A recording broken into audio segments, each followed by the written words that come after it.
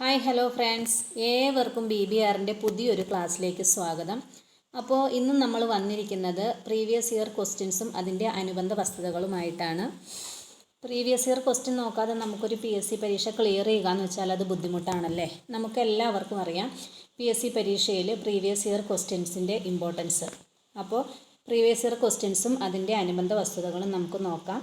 അതിനു മുമ്പ് ഒരു കാര്യം കൂടി പറഞ്ഞോട്ടെ. നമ്മുടെ ടെലിഗ്രാം ചാനലിൻ്റെ ലിങ്ക് ഡിസ്ക്രിപ്ഷൻ ബോക്സിലുണ്ട്. നിങ്ങൾ അതിൽ കയറി ജോയിൻ ചെയ്യുക. അതിലാണ് നമ്മൾ 30 ഡേയ്സ് സ്റ്റഡി പ്ലാനും അതുപോലെ തന്നെ PDF-ഉം അവൈലബിളാക്കി നൽകുന്നത്. അപ്പോൾ നമുക്ക് ക്ലാസ്സിലേക്ക് പോയാലോ. ഫസ്റ്റ് ചോദ്യം നോക്കാം. കേരളത്തിലെ വന്യജീവി സങ്കേതങ്ങൾ സംബന്ധിച്ച തെറ്റായ പ്രസ്താവന കണ്ടെത്താനാണ് പറഞ്ഞിരിക്കുന്നത്. നമുക്ക് പ്രസ്താവനകളൊന്ന് നോക്കാം. നെല്ലിക്കാംപെട്ടി ഗെയിം സാങ്ച്വറി എന്ന തുടക്കത്തിൽ അറിയപ്പെട്ടിരുന്ന വന്യജീവി സങ്കേതമാണ് പറമ്പിക്കുളം വന്യജീവി സങ്കേതം. വയനാട് വന്യജീവി സങ്കേതത്തിൽ സംരക്ഷിക്കപ്പെടുന്ന മൃഗം ആന.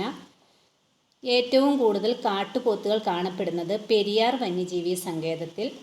നെക്സ്റ്റ്, തെന്മല ഇക്കോ ടൂറിസം പദ്ധതി ചെന്തുരുണി വന്യജീവി സങ്കേതത്തിലാണ് സ്ഥിതി ചെയ്യുന്നത്. ഇങ്ങനെ 4 പ്രസ്താവനകളാണ് തന്നിരിക്കുന്നത്. അപ്പോൾ ഇതിൽ ഏതൊക്കെയാണ് തെറ്റായിട്ടുള്ള പ്രസ്താവന എന്നാണ് ചോദിച്ചിട്ടുള്ളത്. അപ്പോൾ നമുക്കിതിൽ തെറ്റായ പ്രസ്താവന കണ്ടുപിടിക്കാം. First one, Nellikampetty game sanctuary എന്ന തുടക്കത്തിൽ അറിയപ്പെട്ടിരുന്ന വന്യജീവി സങ്കേതമാണ് പറമ്പിക്കുളം വന്യജീവി സങ്കേതം എന്ന് പറഞ്ഞിട്ടുണ്ട്. ഈ പ്രസ്താവന ശരിയാണോ? ഈ പ്രസ്താവന ശരിയല്ല. എന്തുകൊണ്ടാണ് അത് തെറ്റിപ്പോയത്? നെല്ലിക്കാംപെട്ടി ഗെയിം സാങ്ച്വറി എന്നറിയപ്പെട്ടിരുന്ന വന്യജീവി സങ്കേതം ഏതാണ്? അത് പെരിയാർ വന്യജീവി സങ്കേതമാണ്. പെരിയാർ വന്യജീവി സങ്കേതം നിലവിൽ വന്നത് 1950-ലാണ്. അതിനു മുമ്പ് ഉള്ള പേരാണ് നെല്ലിക്കാംപെട്ടി ഗെയിം സാങ്ച്വറി എന്നത്. പെരിയാറിൻ്റെ പഴയ പേരാണ് നെല്ലിക്കാംപെട്ടി ഗെയിം സാങ്ച്വറി. അത് നിലവിൽ വരുന്ന 1934-ലും ആ പേര് മാറി പെരിയാർ എന്ന പേരിൽ അറിയപ്പെടാൻ തുടങ്ങിയത് 1950-ലുമാണ്. അത് ആരുടെ ഭരണകാലത്താണ് പെരിയാർ വന്യജീവി സങ്കേതം വരുന്നത്? ശ്രീ ചിത്തിര തിരുനാൾ ബാലരാമവർമ്മയുടെ കാലത്താണ് പെരിയാർ വന്യജീവി സങ്കേതം നിലവിൽ വരുന്നത്. ഇതൊക്കെ നമ്മളോട് നേരത്തെ ചോദിച്ചിട്ടുള്ള ക്വസ്റ്റ്യൻസുകളാണ്.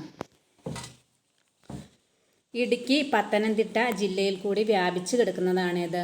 പെരിയാർ വന്യജീവി സങ്കേതം എന്ന് പറയുന്നത്. അപ്പോൾ ആ പ്രസ്താവന തെറ്റാണ്. അപ്പോൾ നമുക്ക് രണ്ടാമത്തെ പ്രസ്താവന നോക്കാം. വയനാട് വന്യജീവി സങ്കേതത്തിൽ സംരക്ഷിക്കപ്പെടുന്ന മൃഗം ആന എന്ന് പറഞ്ഞിട്ടുണ്ട്. ആ പ്രസ്താവന എന്താണ്? അത് ശരിയായിട്ടുള്ള പ്രസ്താവനയാണ്. വയനാട് വന്യജീവി സങ്കേതത്തിൽ സംരക്ഷിക്കപ്പെടുന്ന മൃഗം ആനയാണ്. വയനാട് വന്യജീവി സങ്കേതം മറ്റൊരു പേരിലും കൂടി അറിയപ്പെടുന്നുണ്ടല്ലോ. അതേതാണ്? മുത്തങ്ങ വന്യജീവി സങ്കേതം എന്നും അറിയപ്പെടുന്നുണ്ട്. നെക്സ്റ്റ് പോയിന്റ്, ഏറ്റവും കൂടുതൽ കാട്ടുപോത്തുകൾ കാണപ്പെടുന്നത് പെരിയാർ വന്യജീവി സങ്കേതത്തിൽ എന്ന് കൊടുത്തിട്ടുണ്ട്. ആ പ്രസ്താവന ശരിയാണോ? അത് തെറ്റാണല്ലേ. നമുക്കറിയാം കാട്ടുപോത്തുകൾ കാണപ്പെടുന്ന വന്യജീവി സങ്കേതം ഏതാണ്? അത് പറമ്പിക്കുളമാണ്. അപ്പോൾ നമുക്കത് എങ്ങനെ ഓർത്തിരിക്കാം? നമ്മൾ കാട്ടുപോത്തുകളെയൊക്കെ കിട്ടുന്നത് പറമ്പിലല്ലേ. അപ്പോൾ അത് വെച്ചിങ്ങനെ കണക്ട് ചെയ്താൽ മതി. അപ്പോൾ കാട്ടുപോത്തുകൾ കാണപ്പെടുന്ന വന്യജീവി സങ്കേതം പറമ്പിക്കുളം വന്യജീവി സങ്കേതമാണ്. Next point, Thenmala eco tourism പദ്ധതി ചെന്തുരുണി വന്യജീവി സങ്കേതത്തിലാണ്. ഈ പ്രസ്താവന ശരിയാണോ? ഈ പ്രസ്താവന ശരിയാണല്ലേ. തെന്മല ഇക്കോ ടൂറിസം പദ്ധതി ചെന്തുരുണി വന്യജീവി സങ്കേതത്തിലാണ് സ്ഥിതി ചെയ്യുന്നത്. അപ്പോൾ ഇതിൽ ഏതൊക്കെയാണ് തെറ്റും ഏതൊക്കെയാണ് ശരിയെന്ന് നമുക്ക് ഒന്നുകൂടെ നോക്കാം. First one, Nellikampetty game sanctuary എന്ന തുടക്കത്തിൽ അറിയപ്പെട്ടിരുന്ന വന്യജീവി സങ്കേതം പറമ്പിക്കുളം വന്യജീവി സങ്കേതമാണ്. ആ പ്രസ്താവന തെറ്റാണ്. വയനാട് വന്യജീവി സങ്കേതത്തിൽ സംരക്ഷിക്കപ്പെടുന്ന മൃഗം ആന, അത് ശരിയാണ്. ഏറ്റവും കൂടുതൽ കാട്ടുപോത്തുകൾ കാണപ്പെടുന്നത് പെരിയാർ വന്യജീവി സങ്കേതത്തിൽ എന്ന് പറയുന്നുണ്ട്, അതും തെറ്റാണ്. തെന്മല ഇക്കോ ടൂറിസം പദ്ധതി ചെന്തുരുണി വന്യജീവി സങ്കേതത്തിലാണ്. ചെന്തുരുണി എവിടെയാണ്? ചെന്തുരുണി കൊല്ലം ജില്ലയിലാണ്. അപ്പോൾ ഒരു മരത്തിൻ്റെ പേരിൽ അറിയപ്പെടുന്ന വന്യജീവി സങ്കേതമാണേത്? ചെന്തുരുണി വന്യജീവി സങ്കേതം.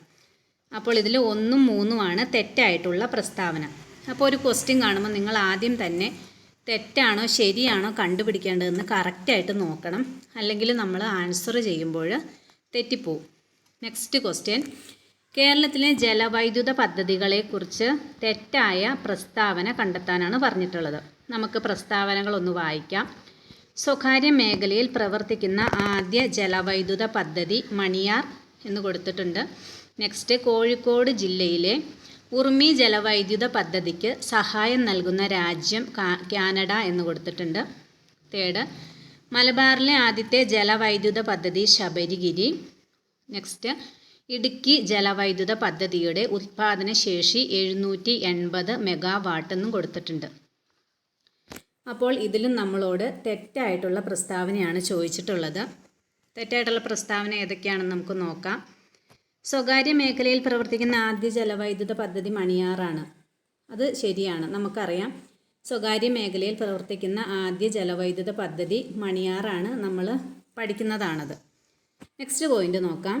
കോഴിക്കോട് ജില്ലയിലെ ഉറുമി ജലവൈദ്യുത പദ്ധതിക്ക് സഹായം നൽകുന്ന രാജ്യം കാനഡ എന്ന് കൊടുത്തിട്ടുണ്ട്. ഈ പ്രസ്താവന ശരിയാണോ? ഇത് തെറ്റാണല്ലേ. അപ്പോൾ കോഴിക്കോട് ജില്ലയിലെ ഉറുമി ജലവൈദ്യുത പദ്ധതിക്ക് സഹായം നൽകുന്ന രാജ്യം കാനഡ, ഇത് തെറ്റാണ്. നെക്സ്റ്റ്, മലബാറിലെ ആദ്യത്തെ ജലവൈദ്യുത പദ്ധതി ശബരിഗിരി എന്ന് കൊടുത്തിട്ടുണ്ട്. മലബാറിലെ ആദ്യത്തെ ജലവൈദ്യുത പദ്ധതി ശബരിഗിരിയാണോ? മലബാറിലെ ആദ്യത്തെ ജലവൈദ്യുത പദ്ധതി കുറ്റ്യാടിയാണ്. 1972 കുറ്റ്യാടി വരുന്നത്. അപ്പോൾ ഈ പ്രസ്താവനയും തെറ്റാണ്. നെക്സ്റ്റ് നോക്കാം.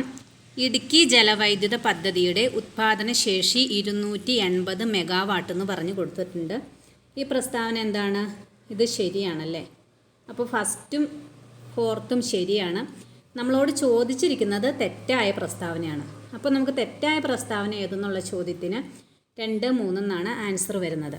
അപ്പോൾ നമുക്ക് ജസ്റ്റ് ഒന്നുകൂടെയും പറഞ്ഞിട്ട് അടുത്ത പോയിന്റ് നോക്കാം. സ്വകാര്യ മേഖലയിൽ പ്രവർത്തിക്കുന്ന ആദ്യ ജലവൈദ്യുത പദ്ധതി മണിയാർ, അത് ശരിയാണ്. കോഴിക്കോട് ജില്ലയിലെ ഉറുമി ജലവൈദ്യുത പദ്ധതിക്ക് സഹായം നൽകുന്ന രാജ്യം കാനഡയല്ല. അതിന് സഹായം നൽകിയ രാജ്യം ഏതാണ്? ചൈനയാണ്. കോഴിക്കോട് ജില്ലയിലെ ഉറുമി ജലവൈദ്യുത പദ്ധതിക്ക് സഹായം നൽകിയ രാജ്യം ചൈനയാണ്. നെക്സ്റ്റ്, മലബാറിലെ ആദ്യ ജലവൈദ്യുത പദ്ധതി ശബരിഗിരി എന്ന് കൊടുത്തിട്ടുണ്ട്. അതും തെറ്റാണ്. മലബാറിലെ ആദ്യ ജലവൈദ്യുത പദ്ധതി കുറ്റ്യാടിയാണ്. 1972 നിലവിൽ വന്നു. കുറ്റ്യാടി കോഴിക്കോട് ജില്ലയാണ്. നെക്സ്റ്റ്, ഇടുക്കി ജലവൈദ്യുത പദ്ധതിയുടെ ഉത്പാദന ശേഷി 780 മെഗാവാട്ട് എന്നും കൊടുത്തിട്ടുണ്ട്. അത് ശരിയാണ്. ഇപ്പോൾ ഇടുക്കി ജലവൈദ്യുത പദ്ധതി നമ്മുടെ കേരളത്തിലെ ഏറ്റവും വലിയ ജലവൈദ്യുത പദ്ധതിയാണ്. അതൊക്കെ നിങ്ങൾക്ക് അറിയാമല്ലോ അല്ലേ. അപ്പോൾ ഞാൻ ഈ എക്സ്ട്രാ പറയുന്ന പോയിന്റുകളൊക്കെ നിങ്ങളൊന്ന് നോട്ട് ചെയ്യുക. എന്തെങ്കിലും ഡൗട്ട് കാര്യങ്ങളൊക്കെ ഉണ്ടെങ്കിൽ കമൻ്റായിട്ട് ചോദിക്കുക. കമൻറ്റുകൾക്കൊക്കെ മറുപടി നൽകുന്നതായിരിക്കും. അതുപോലെ തന്നെ നമ്മുടെ ഈ ചാനലിൽ ഒരുപാട് ടീച്ചേഴ്സ് നല്ല നല്ല ക്ലാസ്സുകൾ ഇപ്പോൾ പോയിക്കൊണ്ടിരിക്കുന്നുണ്ട്. അതെല്ലാം നിങ്ങൾ പോയി കാണുക. എല്ലാം 10th പ്രിലിംസിന് ഇമ്പോർട്ടൻ്റ് ആയിട്ടുള്ള ക്ലാസ്സുകളാണ്. നമുക്ക് PYQ കൂടാണ്ട് ഒരിക്കലും PSC ക്ലിയർ ചെയ്യാൻ നമുക്ക് പറ്റത്തില്ല. അപ്പോൾ നമ്മൾ നന്നായിട്ട് PYQ വർക്കൗട്ട് ചെയ്തുകൊണ്ടേയിരിക്കുക. PYQവും അതിൻ്റെ അനുബന്ധ വസ്തുതകളും ശരിക്കും വർക്കൗട്ട് ചെയ്യണം. അപ്പോൾ നമുക്ക് നെക്സ്റ്റ് ക്വസ്റ്റ്യനിലേക്ക് പോകാം. നെക്സ്റ്റ് ക്വസ്റ്റ്യൻ, കേരളത്തിലെ നദികളെ സംബന്ധിച്ച പ്രസ്താവനകളിൽ ശരിയല്ലാത്തത് കണ്ടെത്താനാണ് നമ്മളോട് പറഞ്ഞിട്ടുള്ളത്. എന്താണ്? ശരിയല്ലാത്തതാണ് നമ്മളോട് ചോദിച്ചിരിക്കുന്നത്. അപ്പോൾ നമുക്ക് നോക്കാം. ഫസ്റ്റ് വൺ, 244 കിലോമീറ്റർ നീളമുള്ള പെരിയാർ ശിവഗിരി മലയിൽ നിന്നും ഉത്ഭവിക്കുന്നു. നെക്സ്റ്റ്, അറബിക്കടലിൽ പതിക്കുന്ന ഭാരതപ്പുഴയുടെ പോഷക നദികളാണ് ഇടമലയാർ, മുതിരപ്പുഴ. നെക്സ്റ്റ് പോയിന്റ്, ഇടുക്കി, പത്തനംതിട്ട, ആലപ്പുഴ എന്നീ ജില്ലകളിലൂടെ ഒഴുകുന്ന പമ്പാ നദി വേമ്പനാട്ടു കായലിൽ പതിക്കുന്നു എന്നും പറഞ്ഞിട്ടുണ്ട്. അപ്പോൾ ഇതിലേതാണ് ശരിയല്ലാത്ത പ്രസ്താവന എന്ന് നമുക്ക് നോക്കാം.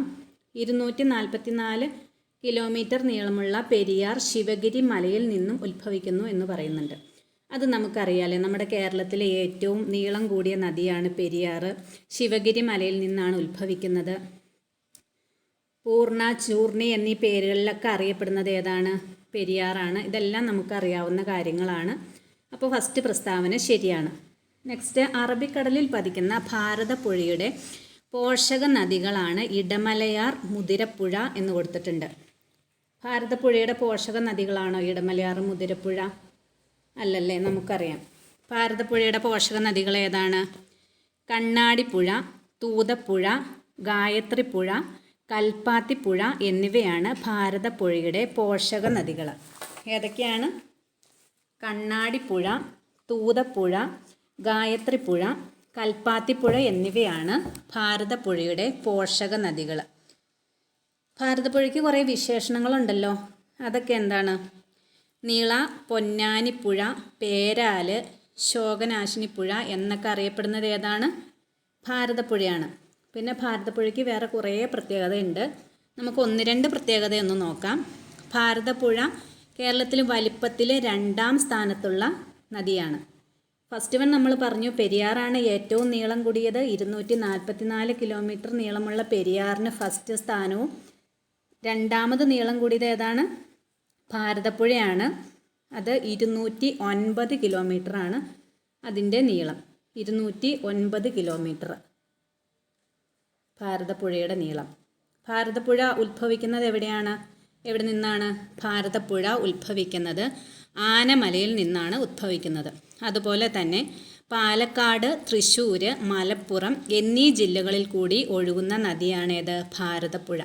അപ്പോൾ ഞാൻ ഈ പറഞ്ഞ പോയിന്റുകളെല്ലാം ഒന്ന് നോട്ട് ചെയ്ത് പഠിക്കുക. എല്ലാം ഇമ്പോർട്ടൻ്റ് ആയിട്ടുള്ള പോയിന്റുകളാണ്. എല്ലാം PYQ ആണ്.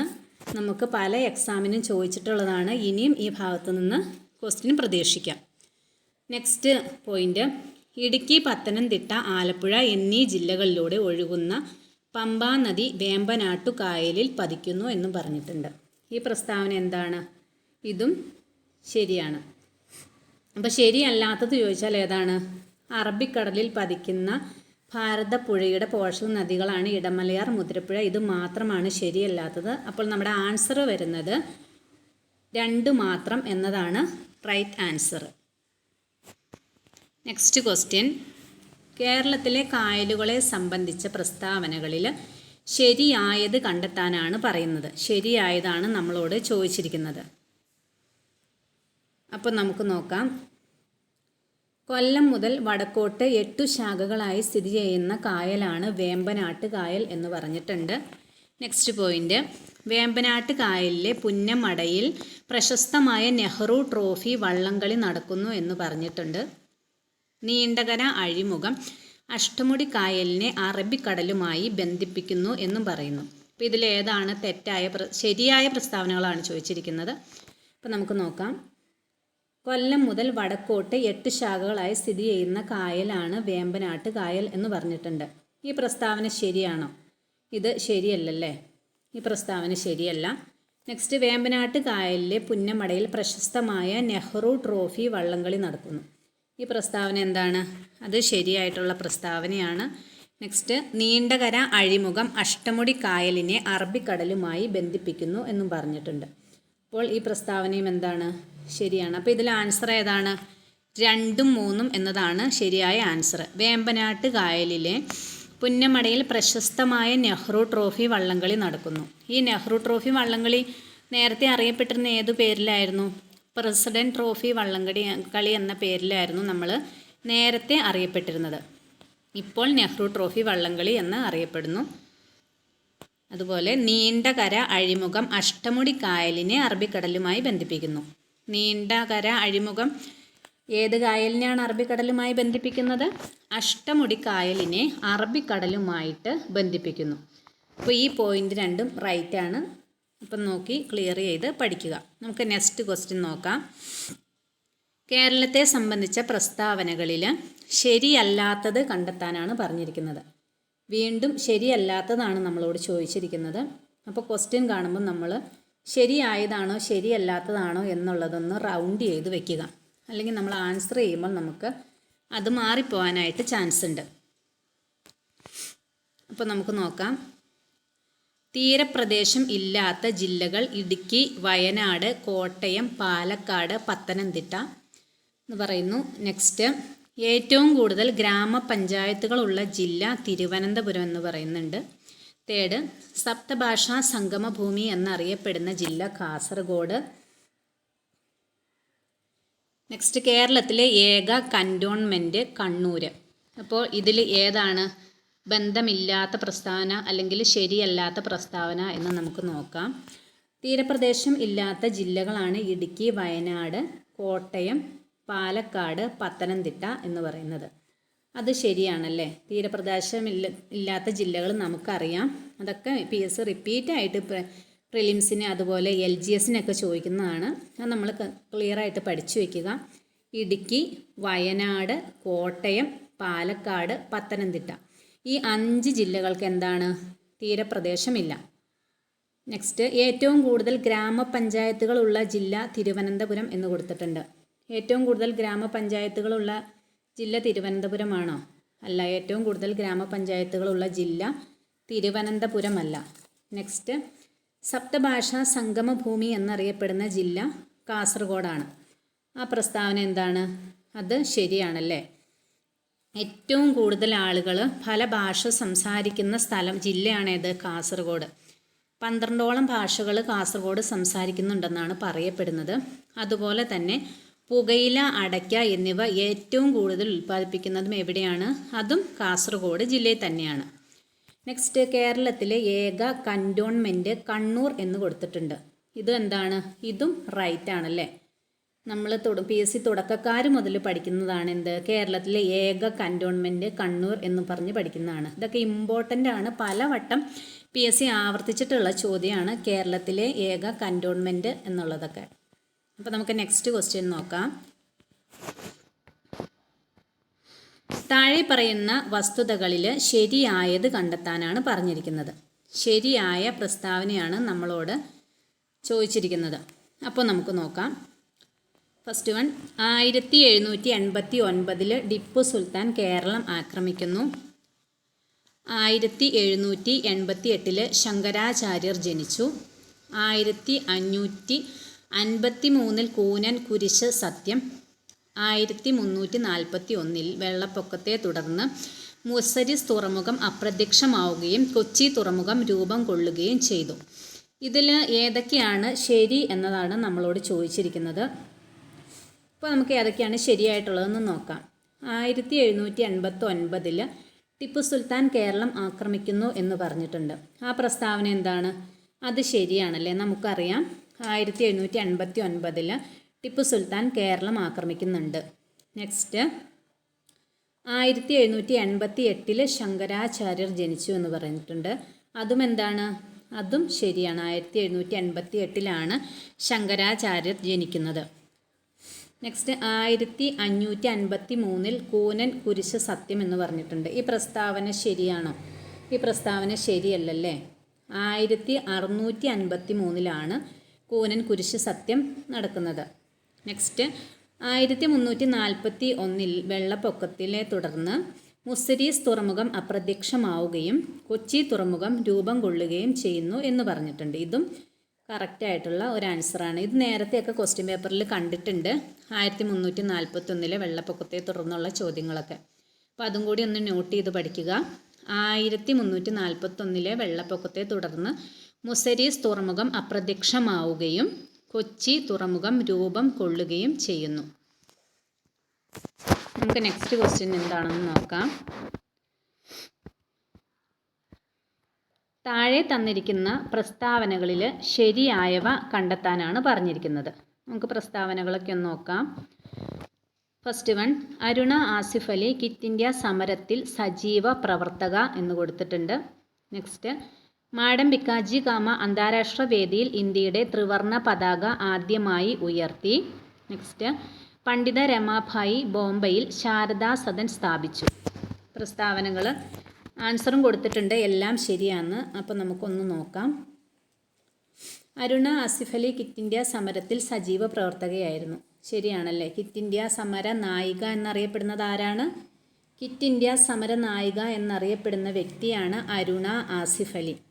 നെക്സ്റ്റ്, മാഡം ഭിക്കാജി കാമ അന്താരാഷ്ട്ര വേദിയിൽ ഇന്ത്യയുടെ ത്രിവർണ്ണ പതാക ആദ്യമായി ഉയർത്തി. അതും ശരിയാണല്ലേ. മാഡം ഭിക്കാജി കാമയാണ് അന്താരാഷ്ട്ര വേദിയിൽ ഇന്ത്യയുടെ ത്രിവർണ്ണ പതാക ആദ്യമായി ഉയർത്തുന്നത്. അതെവിടെയാണ്? സ്ട്രക്കഡ്, ജർമ്മനി എന്ന് പറയുന്ന സ്ഥലത്താണ് മാഡം ഭിക്കാജി കാമ പതാക ഉയർത്തുന്നത്. എവിടെയാണ്? ജർമ്മനിയിലെ സ്ട്രക്കഡ് എന്ന സ്ഥലത്താണത്. നെക്സ്റ്റ്, പണ്ഡിത രമാഭായി ബോംബെയിൽ ശാരദാ സദൻ സ്ഥാപിച്ചു. അതും എന്താണ്? അതും ശരിയാണല്ലേ. വിധവകളുടെ വിദ്യാഭ്യാസത്തിനായിട്ട് ശാരദാ സദൻ സ്ഥാപിച്ചതും പണ്ഡിത രമാഭായി ആണ്. ഇതൊക്കെ ഈ ഇടയ്ക്ക് ക്വസ്റ്റ്യൻ പേപ്പറുകളിൽ നമ്മൾ കണ്ടുവരുന്ന ചോദ്യങ്ങളാണ്. നെക്സ്റ്റ്, സ്വാതന്ത്ര്യാനന്തര ഇന്ത്യയിലെ വിദ്യാഭ്യാസ കമ്മീഷനുകളെ സംബന്ധിച്ച ശരിയായ പ്രസ്താവനകൾ കണ്ടെത്താനാണ് നമ്മളോട് പറഞ്ഞിരിക്കുന്നത്. അപ്പം നമുക്ക് നോക്കാം ശരി ഏതൊക്കെയാണെന്ന് നമുക്ക് നോക്കാം. 4 പ്രസ്താവനകൾ തന്നിട്ടുണ്ട്. അതിലേതൊക്കെയാണ് ശരിയെന്ന് നോക്കാം. Operation black board doctor Radhakrishnan commission എന്ന് കൊടുത്തിട്ടുണ്ട്. നെക്സ്റ്റ്, സെക്കൻഡറി വിദ്യാഭ്യാസ മേഖലയെക്കുറിച്ചുള്ള പഠനം ഡോക്ടർ ലക്ഷ്മണസ്വാമി മുതലിയാർ കമ്മീഷൻ എന്ന് പറയുന്നു. തേർഡ്, 10+2+3 മാതൃകയിൽ വിദ്യാഭ്യാസം നടപ്പിലാക്കാൻ doctor DS Kothari commission. Next, university grant commission രൂപീകരണം 1986 ദേശീയ വിദ്യാഭ്യാസ നയം എന്നും കൊടുത്തിട്ടുണ്ട്. ഇതിലെന്താണ് ശരിയായ പ്രസ്താവനയാണ് നമുക്ക് കണ്ടുപിടിക്കേണ്ടത്. അപ്പോൾ നമുക്ക് നോക്കാം.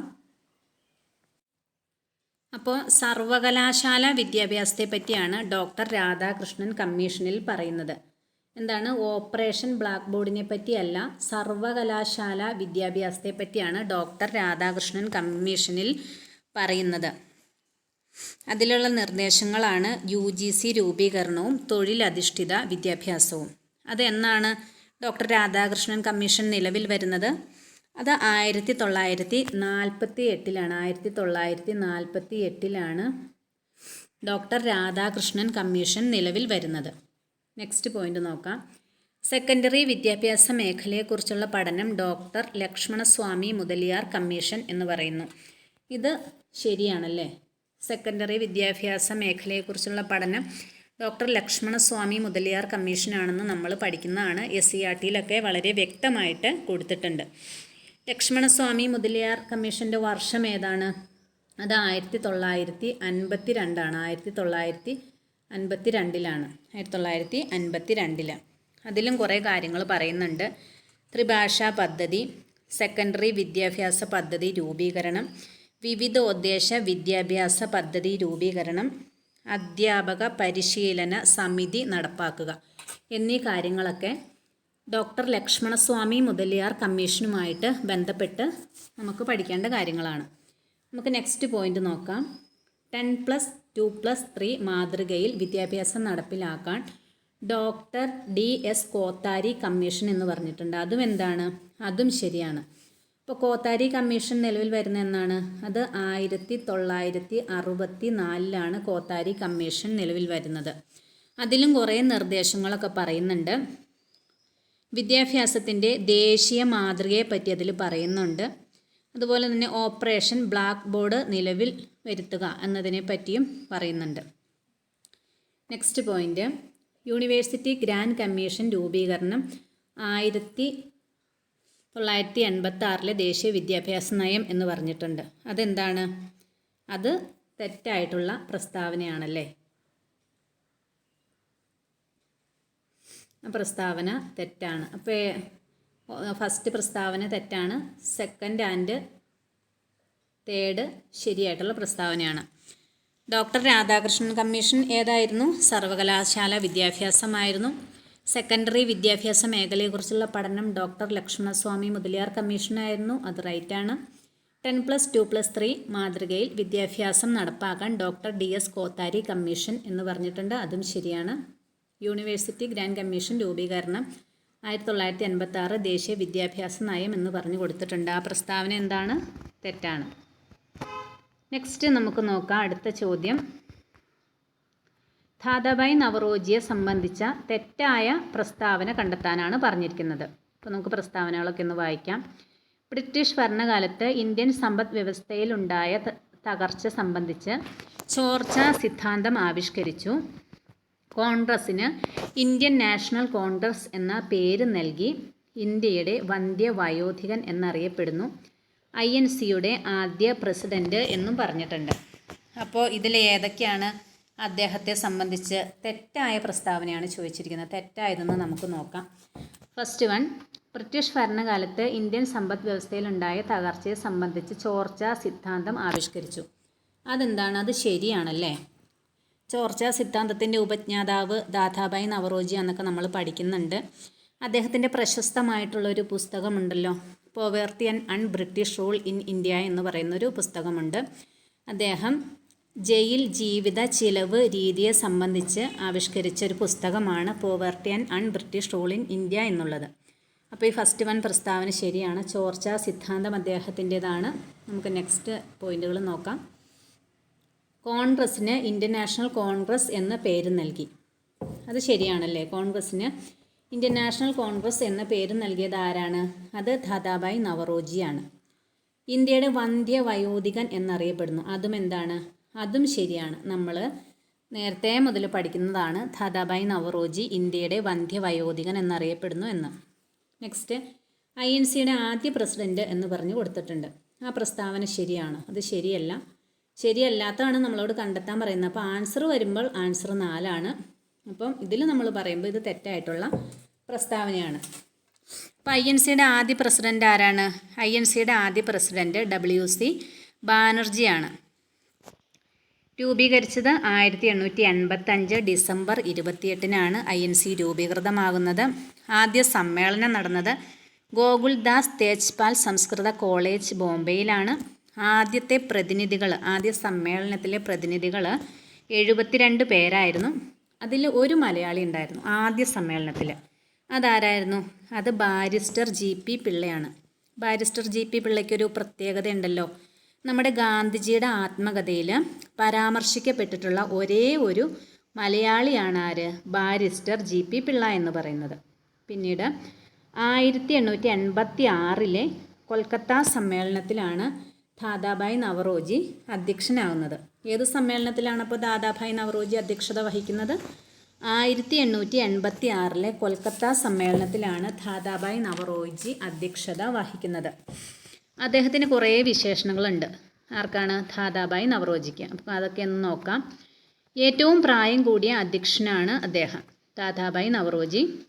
അതുപോലെ 3 തവണ INCയുടെ പ്രസിഡന്റ് സ്ഥാനം വഹിച്ചിട്ടുള്ള വ്യക്തിയാണ് ദാദാഭായ് നവറോജി. INCക്ക് പേര് നൽകിയത് അദ്ദേഹമാണ്. ഇതിൽ കൊടുത്തിട്ടുണ്ട്. INCക്ക് പേര് നൽകിയെന്ന് കൊടുത്തിട്ടുണ്ട്. ശരിയാണ്. അതുപോലെ തന്നെ ആദ്യ പാഴ്സി അധ്യക്ഷൻ, അതുപോലെ ആദ്യ ഹിന്ദു ഇതര അധ്യക്ഷൻ എന്നൊക്കെ അറിയപ്പെടുന്നത് ആരാണ്? ദാദാഭായ് നവറോജിയാണ്. അപ്പോൾ അദ്ദേഹത്തെക്കുറിച്ചുള്ള പോയിന്റുകളൊക്കെ നമ്മൾ നോട്ട് ചെയ്ത് തന്നെ പഠിക്കണം. അതൊക്കെ PSC റിപ്പീറ്റ് ചെയ്ത് ചോദിക്കുന്ന കാര്യങ്ങളാണ്. അപ്പോൾ അദ്ദേഹവുമായിട്ട് യോജിക്കാത്ത പ്രസ്താവന ഏതാണ്? 4 മാത്രമാണ് യോജിക്കാത്തത്. INCയുടെ ആദ്യ പ്രസിഡന്റ്, ഇനി മാറിപ്പോകരുത്, അത് WC ബാനർജിയാണ്. 1885 ഡിസംബർ 28 രൂപീകരിച്ച സമ്മേളനത്തിൽ അധ്യക്ഷത വഹിച്ചത്. ഓക്കെ, അപ്പോൾ നമുക്ക് നെക്സ്റ്റ് ചോദ്യം നോക്കാം. ഇന്ത്യൻ സ്വാതന്ത്ര്യ സമരവുമായി ബന്ധപ്പെട്ട ദേശീയ പ്രസ്ഥാനങ്ങൾ ശരിയായ ജോഡി കണ്ടെത്തുക എന്നാണ് പറഞ്ഞിരിക്കുന്നത്. ശരിയായ ജോഡി ഏതാണെന്ന് നമുക്ക് നോക്കാം. ഗദ്ദാർ പാർട്ടി ചന്ദ്രശേഖരൻ ആസാദ് എന്ന് പറഞ്ഞിട്ടുണ്ട്. Congress socialist party CR Das, Motilal Nehru. Forward bloc Subhash Chandra Bose. AITUC MN Joshi, Lala Lajpat Rai എന്നും പറഞ്ഞും കൊടുത്തിട്ടുണ്ട്. അപ്പോൾ നമുക്കിതിൽ ഏതൊക്കെയാണ് ശരി ഏതൊക്കെയാണ് തെറ്റെന്ന് നോക്കാം. നമ്മളോട് ഇവിടെ പറഞ്ഞിരിക്കുന്നത് ശരിയായിട്ടുള്ളത് കണ്ടെത്താനാണ്. അപ്പോൾ നമുക്ക് ശരി നോക്കാം. ഖത്താർ പാർട്ടി രൂപീകരിക്കുന്നത് ആരാണ്? ചന്ദ്രശേഖരൻ ആസാദ് ആണോ? അല്ലല്ലേ. ഖത്താർ പാർട്ടി രൂപീകരിക്കുന്നത് ലാലാ ഹർദയാലാണ്. ആരാണ്? ലാലാ ഹർദയാലാണ് ഖത്താർ പാർട്ടി രൂപീകരിക്കുന്നത്. അത് 1913 രൂപീകരിച്ചു. എന്നാണ് 1913 ഖത്താർ പാർട്ടി രൂപീകരിക്കുന്നത്. ഖത്താർ എന്ന ഉറുദു വാക്കിൻ്റെ അർത്ഥം എന്താണ്? ഖത്താർ എന്ന ഉറുദു വാക്കിൻ്റെ അർത്ഥം വിപ്ലവം എന്നാണ്. നമുക്ക് നെക്സ്റ്റ് പോയിന്റ് നോക്കാം. Congress socialist party CR Das, Motilal Nehru എന്നും പറഞ്ഞു കൊടുത്തിട്ടുണ്ട്. അത് ശരിയാണോ? അത് ശരിയല്ല അല്ലേ. അതും ശരിയല്ല. കോൺഗ്രസ് സോഷ്യലിസ്റ്റ് പാർട്ടി രൂപീകരിക്കുന്നത് 1934 എന്നാണ്. 1934 കോൺഗ്രസ് സോഷ്യലിസ്റ്റ് പാർട്ടി രൂപീകരിക്കുന്നത്. അതാരാണ് രൂപീകരിക്കുന്നത്? അതും ബോംബെയിലാണ്. ബോംബെ സമ്മേളനത്തിലൂടെയാണ് രൂപീകരിക്കുന്നത്. കോൺഗ്രസ് സോഷ്യലിസ്റ്റ് പാർട്ടി രൂപീകരിച്ചത് ആരാണെന്ന് ചോദിച്ചാൽ ജയപ്രകാശ് നാരായണനാണ് അതിന് രൂപം നൽകിയത്. ആരാണ് കോൺഗ്രസ് സോഷ്യലിസ്റ്റ് പാർട്ടിക്ക് രൂപം നൽകുന്നത്? ജയപ്രകാശ് നാരായണനാണ്. അതോടൊപ്പം ജവഹർലാൽ നെഹ്റു, സുഭാഷ് ചന്ദ്രബോസ്, അരുണ ആസിഫ് അലി എന്നീ നേതാക്കളും ഉണ്ടായിരുന്നു. നെക്സ്റ്റ് പോയിന്റ് നോക്കാം. ഫോർവേഡ് ബ്ലോക്ക് സുഭാഷ് ചന്ദ്രബോസ്, അത് റൈറ്റ് ആണല്ലേ, അത് ശരിയാണ്. AITUC MN ജോഷി, ലാല ലജ്പത് റായ്, ഇതും എന്താണ്, ശരിയാണ്. ഇപ്പോൾ ഗദ്ദാർ പാർട്ടി രൂപീകരിച്ചത് ആരാണ്? ലാല ഹർദയാലാണ്. 1913 രൂപീകരിക്കുന്നു. ഗദ്ദർ എന്ന വാക്കിനർത്ഥം വിപ്ലവം എന്നാണ്. നെക്സ്റ്റ്, കോൺഗ്രസ് സോഷ്യലിസ്റ്റ് പാർട്ടി ആരാണ് രൂപീകരിക്കുന്നത്? ജയപ്രകാശ് നാരായണൻ രൂപീകരിക്കുന്നു. 1934 രൂപീകരിക്കുന്നു. അതോടൊപ്പം ജവഹർലാൽ നെഹ്റു, സുഭാഷ് ചന്ദ്രബോസ്, അരുണ ആസിഫ് അലി എന്നീ നേതാക്കളും ഉണ്ട്. ഫോർവേഡ് ബ്ലോക്ക് സുഭാഷ് ചന്ദ്രബോസ് തന്നെയാണ്. AITUC MN Joshi, Lala Lajpat Rai. അപ്പോൾ നമുക്ക് നെക്സ്റ്റ് ക്വസ്റ്റ്യൻ നോക്കാം. ശരിയായ ജോഡികൾ കണ്ടെത്താൻ പറഞ്ഞിട്ടുണ്ട്. അപ്പോൾ എന്താണ്, പത്രങ്ങളും അവയുടെ സ്ഥാപകരെ പറ്റിയാണ് കൊടുത്തിരിക്കുന്നത്. അപ്പോൾ നമുക്ക് നോക്കാം ഇതിൽ ഏതൊക്കെയാണ് ശരിയെന്ന് നോക്കാം. Nation Gopalakrishna Gokhale, voice of India Lala Lajpat Rai എന്ന് കൊടുത്തിട്ടുണ്ട്. വന്ദേ മാതരം ദാദാഭായ് നവറോജി, കേസരി മറാത്ത ബാലഗംഗാധര തിലക് എന്നും കൊടുത്തിട്ടുണ്ട്. അപ്പോൾ ഇതിൽ ശരിയായ ജോഡികളാണ് കണ്ടെത്തേണ്ടത്. നേഷൻ ഗോപാലകൃഷ്ണ ഗോഖലെ എന്ന് പറയുന്നു, അത് ശരിയാണ്.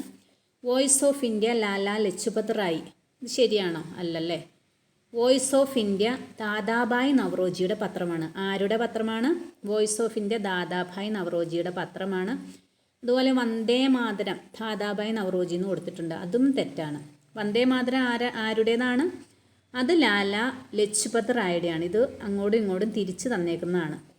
ശരിക്കും വോയിസ് ഓഫ് ഇന്ത്യ ദാദാഭായ് നവറോജിയുടെയും Vande Mataram Lala Lajpat റായുടേതുമാണ്.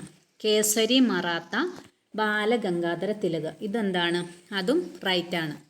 Nation Gopalakrishna Gokhale, voice of India ആരുടെയാണ്? ദാദാഭായ് നവറോജിയാണ്. വന്ദേ മാതരം ആരുടെയാണ്? അത് ലാല ലജ്പത് റായുടെയാണ്. കേസരി മറാത്ത ബാലഗംഗാധര തിലകിൻ്റേതാണ്. നമുക്ക് നെക്സ്റ്റ് ക്വസ്റ്റ്യൻ നോക്കാം.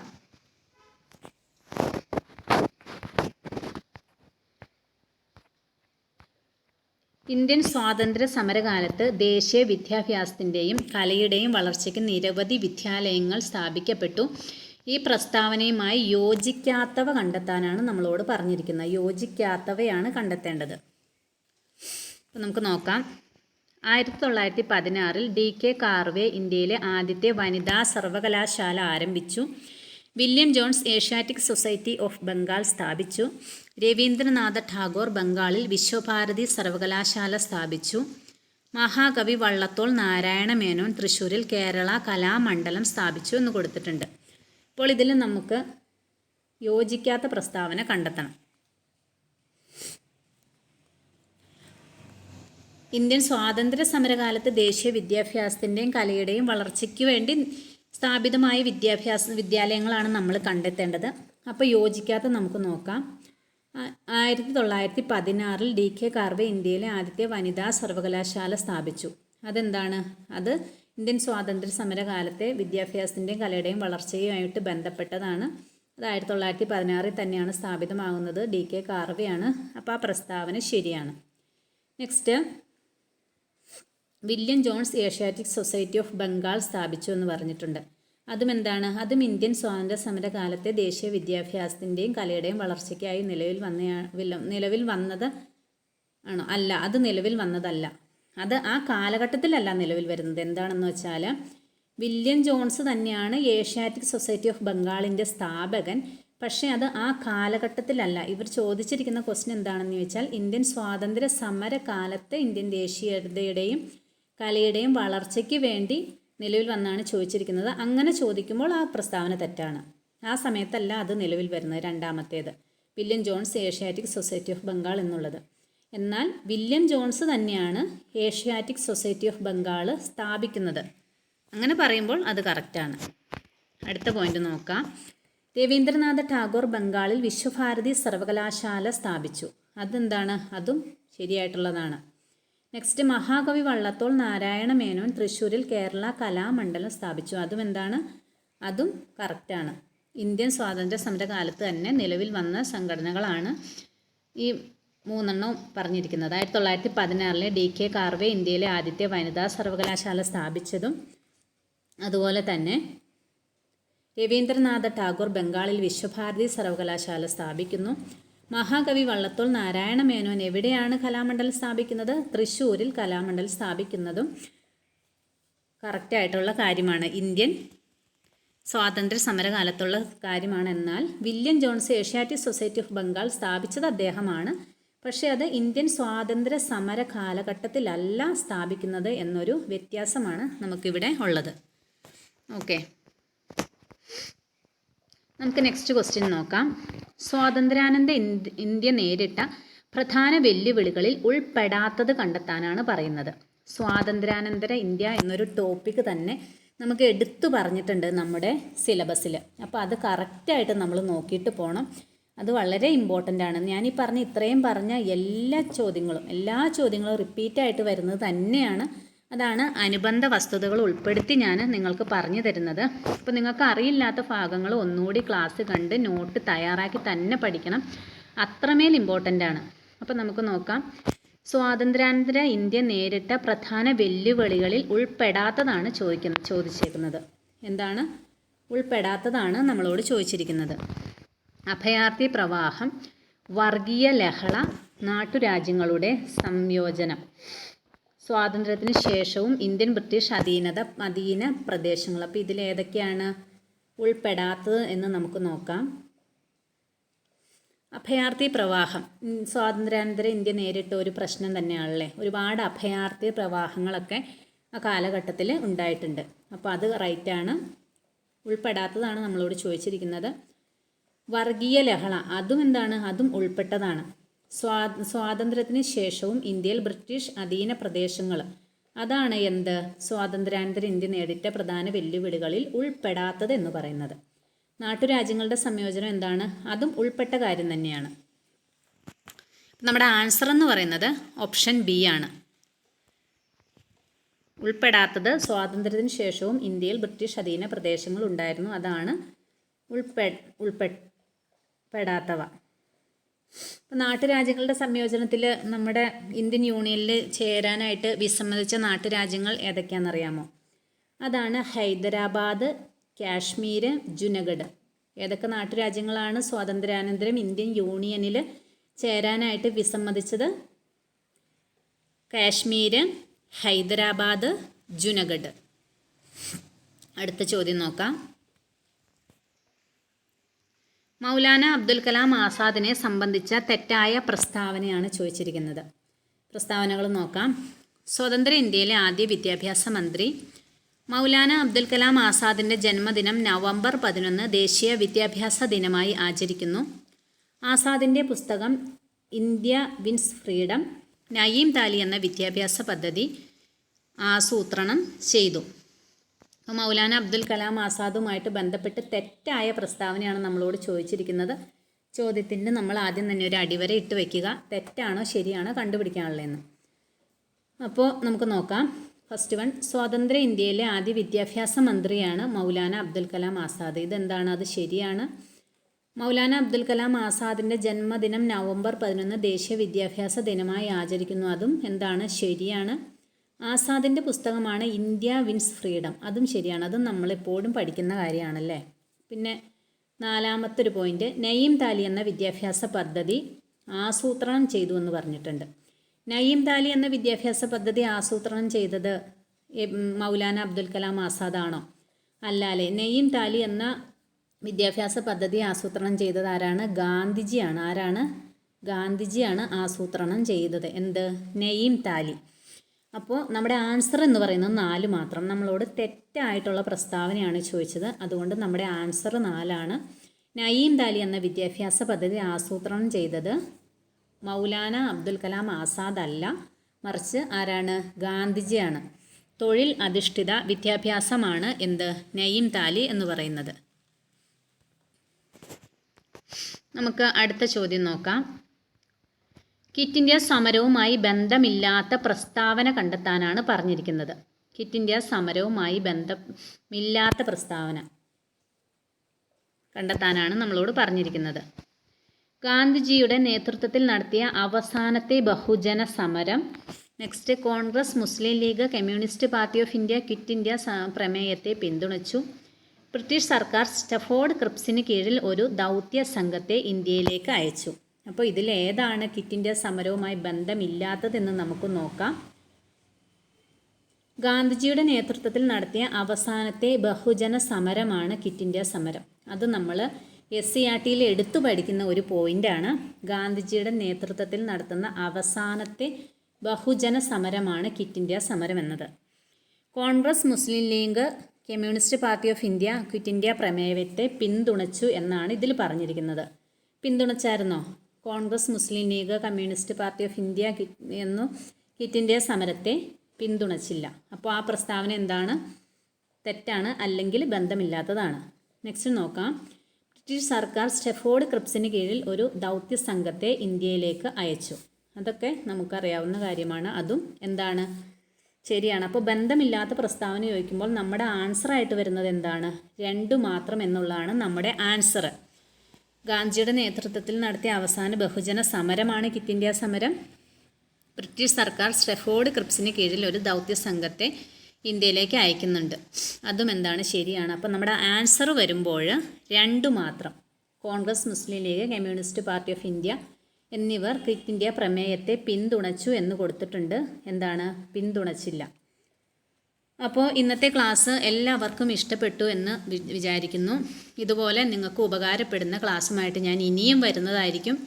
PYQ കൂടാതെ നമുക്ക് ഒരു പ്രിലിംസ് ആണെങ്കിലും മെയിൻസ് ആണെങ്കിലും ക്ലിയർ ചെയ്യാൻ വളരെ ബുദ്ധിമുട്ടായിരിക്കും. അപ്പോൾ ഞങ്ങളുടെ ക്ലാസ്സുകളെല്ലാം നിങ്ങൾക്ക് ഉപകാരപ്പെടും എന്ന് തന്നെയാണ് വിചാരം. അപ്പോൾ എല്ലാവർക്കും നല്ലത് മാത്രം വരട്ടെ എന്ന് പ്രാർത്ഥിച്ചുകൊണ്ട് വീണ്ടും കാണാമെന്ന ശുഭപ്രതീക്ഷയോടെ ബൈ.